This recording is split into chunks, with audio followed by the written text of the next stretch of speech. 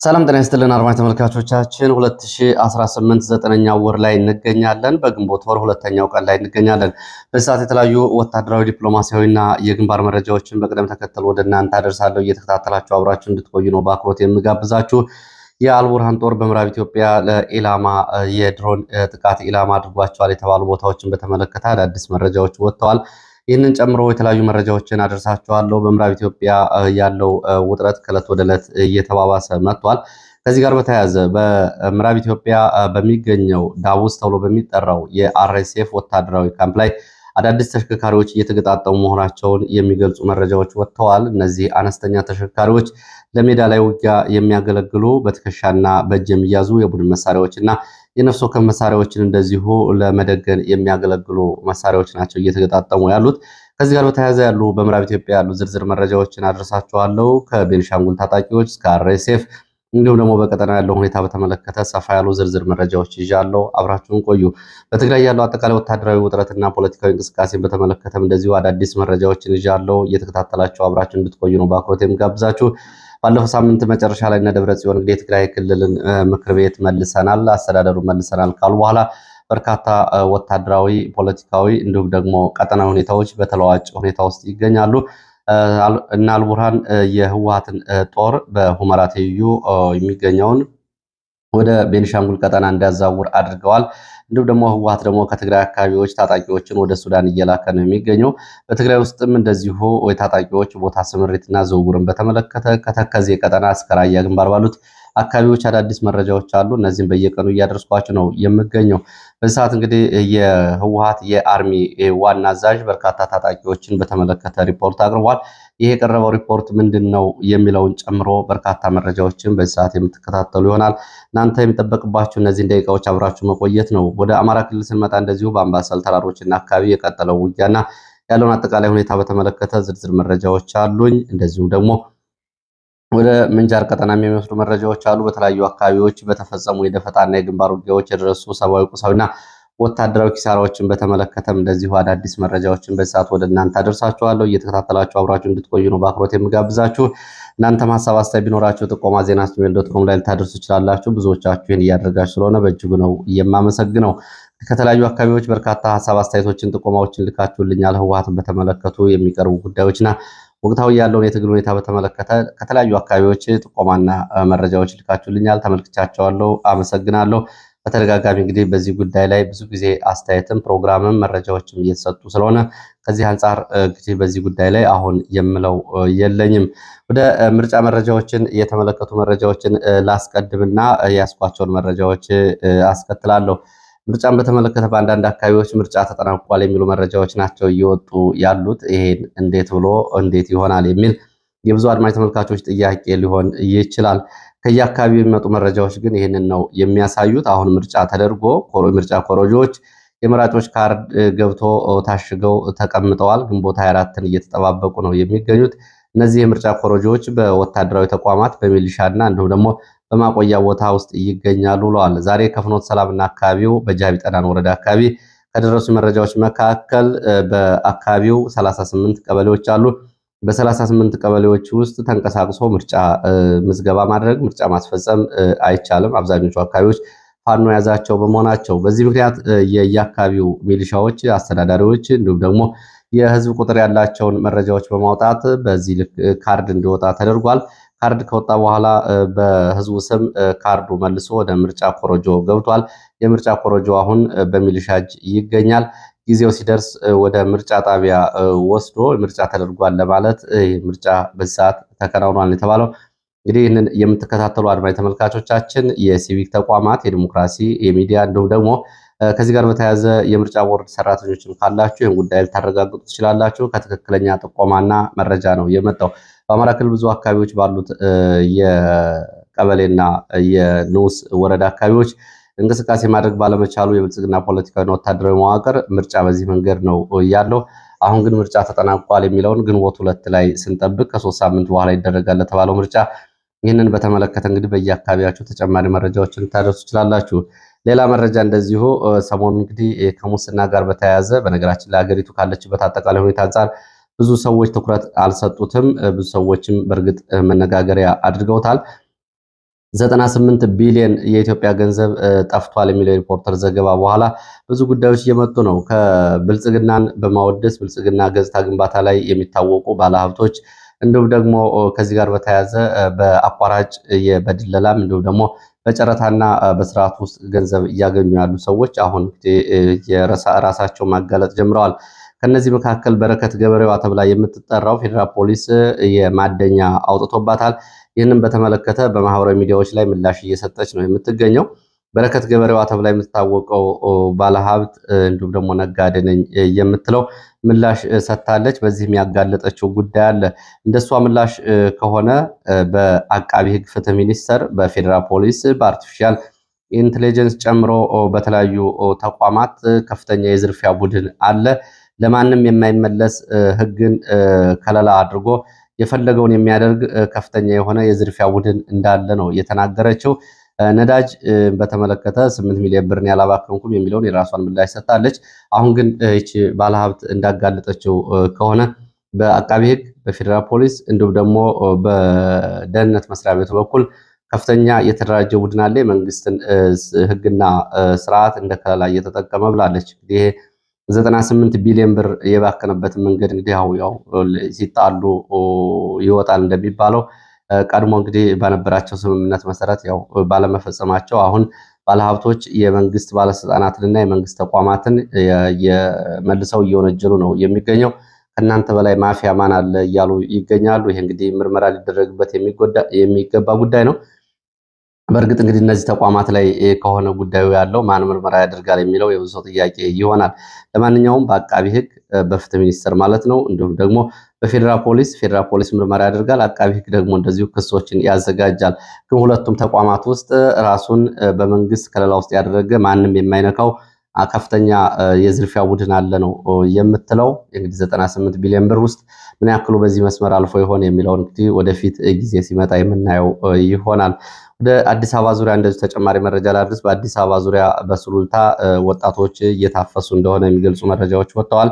ሱሉልታ በተለይ ሚዛን ተብሎ በሚጠራው አካባቢ የአማራ ወጣቶች በጅምላ እየታፈሱ ነው።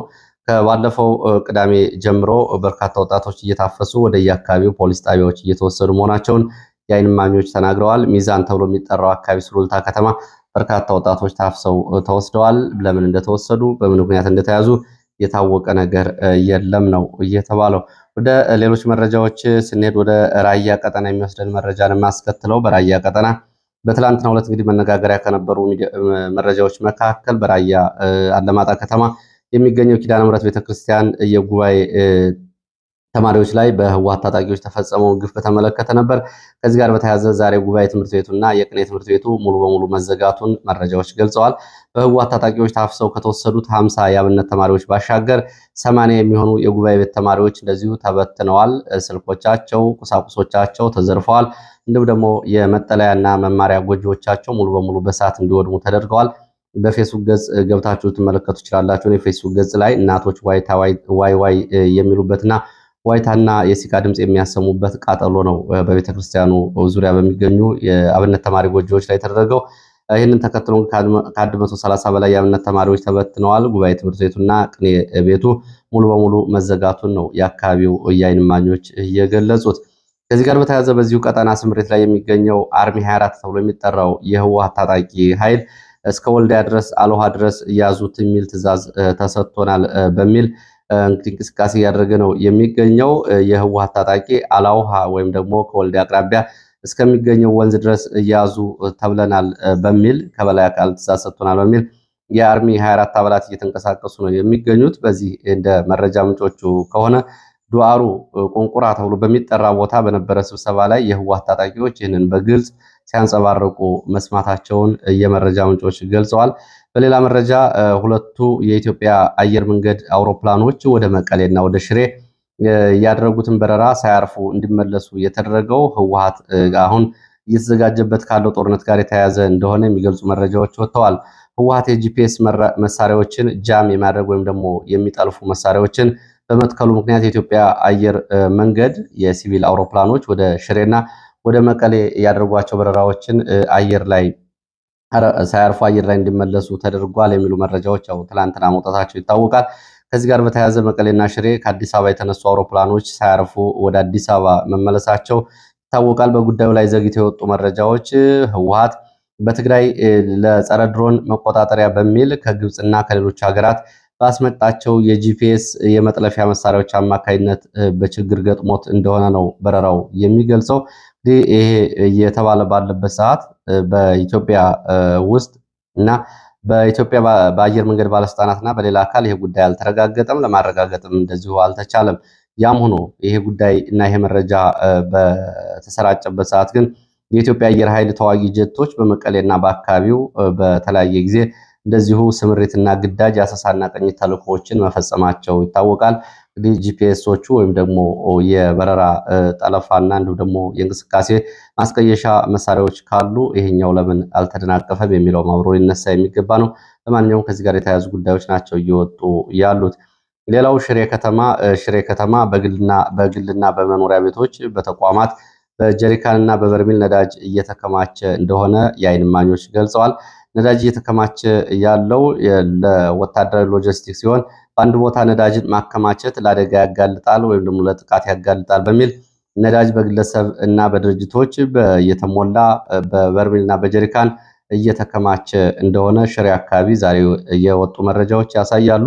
ሌላው ሌተናል ጀነራል ታደሰ ወረደ አሁንም መግለጫና ማስጠንቀቂያ እየሰጡ ነው የሚገኙት።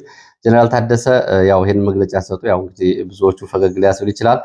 ያስተላለፉት ማስጠንቀቂያ የበለጠ አስቂኝ የሚያደርገው ሌተናል ጀነራል ታደሰ ወረደ ቢሮአቸውን ተነጥቀው ያሉበት ሁኔታ በማይታወቅበትና የቁም እስረኛ በሆኑበት ሁኔታ የጊዜያዊ አስተዳደሩ የካቢኔ አባላት እና ስራ አስፈጻሚዎች በሌላ ህገወጥ የነደብረ ጽዮን ቡድን ስብሰባ ውሳኔ ወይም ደግሞ ሹመትና ተሳትፎ ያደረጉ ካሉ ከኃላፊነታቸው ይነሳሉ፣ እርምጃም ይወሰድባቸዋል የሚል ዛቻ መስጠታቸው ነው።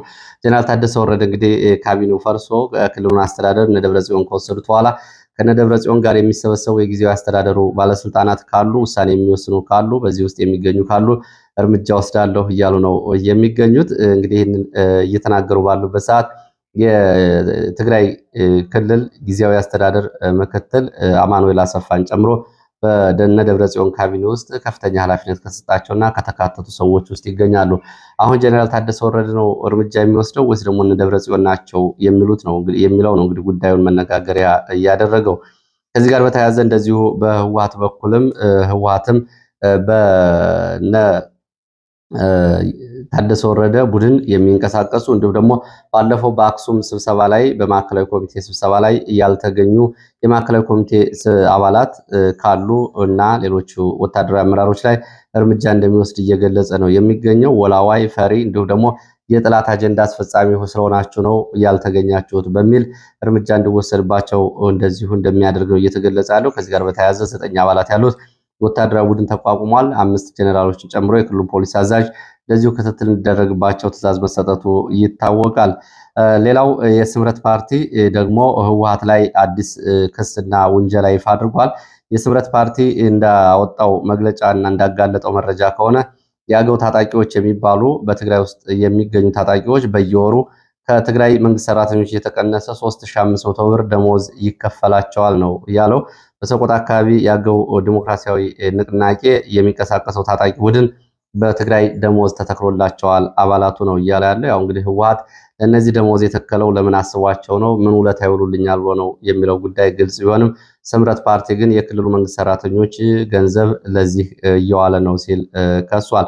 በትግራይ ውስጥ በተለያዩ ታጣቂዎች ይገኛሉ። እንግዲህ ከነዚህ መካከል የአገው ታጣቂዎች ሳምረ ተብሎ በሚጠራው የተንቤን ቀጠና እንዲሁም ደግሞ የአፋር ታጣቂዎች ደግሞ በምስራቅ ትግራይ አካባቢ ይገኛሉ። በሱዳን በኩልና በቤንሻንጉል የቅማንት የጋምቤላ ታጣቂዎችንም የህወሓት ታጣቂዎች እየደገፉ በሱዳን በኩል እንዲደገፉ እያደረጉ ነው የሚገኙት። ከኤርትራ ጋር ያለው ጽምዶም እንደዚሁ ቀጥሏል። እንዲሁም ደግሞ ይፋ ባልሆነ መንገድ ከአንዳንድ የፋኖ መሪዎች ጋርም የህወሓት ሰዎች ያላቸው ግንኙነት ከላይ ካሉት ጥምረቶች መካከል አንደኛው ነው። እንግዲህ ይህንን በተመለከተ ወደፊት መረጃዎችን በስፋት የማመጣ ይሆናል። በዚህ ጉዳይ ላይ ከህወሓት ጋር የሚሰራው ስራ ካለና ከህወሓት ጋር የሚፈጸመው ጥምረት ካለ ለህዝብ ግልጽ መሆን ያለበትና ከአሁን በፊት ከህወሓት ጋር ያሉ የፖለቲካ ልዩነቶች እንዲሁም ደግሞ የመሬትና ተዛማጅ ይገባኛል ጉዳዮች በምን ሁኔታ ተቀምጠው ነው የሚለው ወደፊት እንግዲህ ራሳቸውን የፋኖ መሪዎች ጭምር በጉዳዩ ላይ ማብራሪያ እንዲሰጡ የሚያደርግ ይሆናል እንግዲህ ፈቃደኛ ከሆኑ። ሌላው መረጃ ደግሞ ወደ አዲስ አበባ የሚወስደን ነው። በአዲስ አበባ ዶክተር አብርሃም በላይ የህወሓት ወታደራዊ አዛዦችን የቀድሞዎቹን የፓርቲ ተወካዮችን ባለሀብቶችን ትናንትና መሰብሰቡ ይታወቃል። በዚህ ስብሰባ ላይ በድፍረት ባለሀብቶች አብይ አህመድ ጋር እንዲያገናኛቸውና አብይ አህመድ ከህወሓት ጋር ቁጭ ብሎ እንዲነጋገርና የህወሓትን የፓርቲ ህጋዊነት እንዲመልስ ጥያቄ አቅርበዋል። ይህንን እንግዲህ በተመለከተ በሚዲያዎች ይሄኛው ብዙ አልተላለፈም ነው ያሉት የመረጃ ምንጮች። ወደ ሌሎች መረጃዎች ቀጥላለሁ። እንግዲህ ከፍተኛ ወታደራዊ ውጥረት ወዳለበት ምዕራብ ኢትዮጵያ አካባቢ ነው የሚሄደው። ወደ ምዕራብ ኢትዮጵያ ሲሄድ በአሶሳ ቀጠና ለቤንሻንጉል ታጣቂዎች ከሱዳን ወታደራዊ ድጋፍ መደረጉን የሚገልጹ መረጃዎች ወጥተዋል። በቤንሻንጉል ለሚንቀሳቀሱ ታጣቂዎች ከተደረጉላቸው ድጋፎች መካከል ወታደራዊ ፓትሮል ተሽከርካሪዎችን ጨምሮ በፓትሮል ላይ የሚጠመዱ የቡድንና የነፍስ ወከፍ መሳሪያዎች ድሽቃና ሞርተር ጨምሮ ድጋፍ እንደተደረገላቸው የሚገልጹ መረጃዎች አሉ። ታጣቂዎቹ ሸርቆሌ፣ ኩርሙክ፣ አልመደህ ተብሎ በሚጠሩ አካባቢዎች የቡድን መሳሪያዎችን ይዘው እየተንቀሳቀሱ ይገኛሉ። ለወታደራዊ ዝግጅትም እንደዚሁ እንቅስቃሴ እያደረጉ እንደሆነ የሚገልጹ መረጃዎች ወጥተዋል። ከሱዳን ብርጌድ 16 ጋር እንደዚሁ በዚህ ቀጠና ቅንጅት ስለመፍጠራቸው ከአልቡርሃን ጦር ጋር የወጡ መረጃዎች እያሳያሉ። በዚህ ቀጠና እንግዲህ ሸርቆሌ ላይ በተደረገ ውጊያ የሸርቆሌ ወረዳ አንድ ሚሊሻ ሲሞት 4 ሚሊሻዎች ከባድ እና ቀላል ቁስለኛ ሆነዋል። ከቤንሻንጉል ታጣቂዎች ጋር በተደረገ ውጊያ ነው። የሸርቆሌ ወረዳ አንድ የፖሊስ አባልም እንደዚሁ ወደ ታጣቂዎቹ ስለመቀላቀሉ መረጃ ምንጮች ገልጸዋል። በአካባቢ የሚንቀሳቀሱትን የቤንሻንጉል ታጣቂዎችን የሚመራው አደም ሱሌማን ለተቀላቀለው ፖሊስ አቀባበል አድርጓል ያሉት የዓይን እማኞች አደም ሱሌማን የቀድሞ የአጋዚ ኮማንዶ አባል በኋላ በቤንሻንጉል የኦራ ወረዳ የሰላምና ደህንነት ኃላፊ የነበረ ሲሆን አሁን ከህወሓት ከቀድሞ ወታደራዊ አዛዦች ጋር በመሆን ከሱዳን ድጋፍ እያገኘ ታጣቂዎችን እያደራጀ የሚገኝና እየመራ የሚገኝ የቀድሞ የአጋዚ ኮማንዶ አባል ነው። ሌላው በትልልቅ ኮንቮዮች የተጫኑ ቴክኒካል የሚባሉ ወታደራዊ ተሽከርካሪዎች ወደ አርኤስኤፍ ካሶሳ እየተጓጓዙ መሆናቸውን የዓይን እማኞች ገልጸዋል። እነዚህ ወደ ዳቡስ ወታደራዊ ካምፕ እየተጓጓዙ ያሉ ወታደራዊ ቴክኒካል ተሽከርካሪዎች ካሶሳ ወደ ዳቡስ ትላንትናና ዛሬ መጓጓዛቸውንና ለአርኤስኤፍ ወታደራዊ ማሰልጠኛና ለአርኤስኤፍ ታጣቂዎች ሊሰጡ መሆናቸውን መረጃዎች ጠቁመዋል። ሌላው ዳቡስ ወታደራዊ ካምፕ ተብሎ የሚጠራው አካባቢ በርካታ ሞተር ብስክሌቶች እየተገጣጠሙ እንደሆነ የሚገልጹ መረጃዎች ወጥተዋል። ካምፑ የሞተር ብስክሌት ማምረቻ ፋብሪካ ይመስላል ይላሉ የዓይን እማኞች። ይህንን የሚሉት አዳዲስ የሞተር ብስክሌቶች በዚህ የሚገጣጠሙት ለአርኤስኤፍ ወታደራዊ አገልግሎት እንዲውሉና ወደ ሱዳን ሊሰራጩ እንደሆነ ታውቋል። በሱዳን ሜዳማ ቦታዎች ላይ አርኤስኤፍ እና የሱዳን ፒፕል ሊብሬሽን ሙቭመንት ኖርዝ ተብሎ የሚጠሩት ታጣቂ ቡድኖች በሞተር ብስክሌቶቹ አማካይነት ዘመቻዎችን ለማድረግ በሞተር ላይ የሚጠመዱ መሳሪያዎችን በመደገን ለፈጣን ውጊያ እንዲያገለግሉ ነው ሞተር ብስክሌቶቹ በኢትዮጵያ ውስጥ በአርኤስኤፍ ካምፕ ዳውስ እየተገጣጠሙ ያሉት። ሞተር ብስክሌቶቹ በሰው የሚተኮሱ በትከሻ የሚያዙ መሳሪያዎችን ለመተኮስ እንዲያመቹ ተደርገው እየተገጣጠሙ እንደሆነ የመረጃ ምንጮች ገልጸዋል። ከዚህ ጋር በተያያዘ በዚሁ ቀጠና ደግሞ አሶሳ ከተማ የአልቡርሃን ጦር የድሮን ጥቃት ለመፈጸም ለይቷቸዋል ወይም ደግሞ ኢላማ አድርጓቸዋል የተባሉ ቦታዎችን በተመለከተ የደረሱ መረጃዎች አሉ። ከነዚህ መካከል የክልሉ ፖሊስ ኮሚሽን እንዲሁም ደግሞ በአሶሳ ከተማ የሚገኘው በአምቡ ፓራዳይዝ ተብሎ የሚጠራው ሆቴል ላይ ያነጣጠሩ የድሮን ጥቃቶች ሊፈጸሙ ይችላሉ፣ ይሄ መረጃው ደርሶናል ሲሉ የአካባቢው ወታደራዊ አዛዦች ይህንን መረጃ እንደሰሙ የመረጃ ምንጮች ገልጸዋል። ፓራዳይዙ ዋና ዋና የወታደራዊና የፖለቲካ ባለስልጣናት የሚያዘወትሩት ቦታ በመሆኑ እንዲሁም ደግሞ ያው ፖሊስ ኮሚሽኑ ደግሞ ያው የፖሊስ ኮሚሽን ከመሆኑ አንጻር በአልቡርሃን የድሮኖች ጥቃት ሊፈጸምበት ይችላል የሚል መረጃ መውጣቱ ተገልጿል። ወደ ሌሎች መረጃዎች ይቀጥላለሁ። ወደ ሌሎች መረጃዎች ሲሄድ ወደ አምባሰል ቀጠና የሚወስድን መረጃ ነው የማስከትለው። ለወትሮ እንግዲህ ብዙ ጊዜ ውጊያ ከማይጠፋባቸው አካባቢዎች አንዱ የአምባሰል ተራራ ነው። ከውጫሌ እስከ መርሳ ባሉት የሀብሩ የአምባሰል እና አካባቢዎች በተደጋጋሚ ውጊያዎች ይደረጋሉ። በትናንትናው ዕለት በአምባሰል ተራሮች አበት፣ አጓት፣ ጎርባ ተብሎ የሚጠሩት አካባቢዎች ድረስ ከፍተኛ ውጊያ ሲደረግ መዋሉን የሚገልጹ መረጃዎች አሉ። ዛሬም ለሁለተኛ ቀን በዚህ የእግረኛ ዘመቻ እንደቀጠለ ነው። በሌላ ግንባር ከመርሳ ቦሆሮ ወደ አንጓት ተብሎ ወደሚጠራው አካባቢ እንደዚሁ የግንባር ዘመቻዎች ዛሬ እየተደረጉ ነው የሚገኙት። ጭስ አባሊማ አካባቢ ሊሞ ተብሎ በሚጠራ ቦታ በሌሊት ከተንቀሳቀሰ ሚሊሻ፣ አድማ ብተና፣ ፖሊስ እና መከላከያ ጋር እንደዚሁ ብርቱ ውጊያ መደረጉን መረጃ ምንጮች ገልጸዋል። በዚህ በመርሳ ዙሪያ በተደረጉ ውጊያዎች በሚሊሻዎች ላይ እንደዚሁ ጉዳት ደርሷል።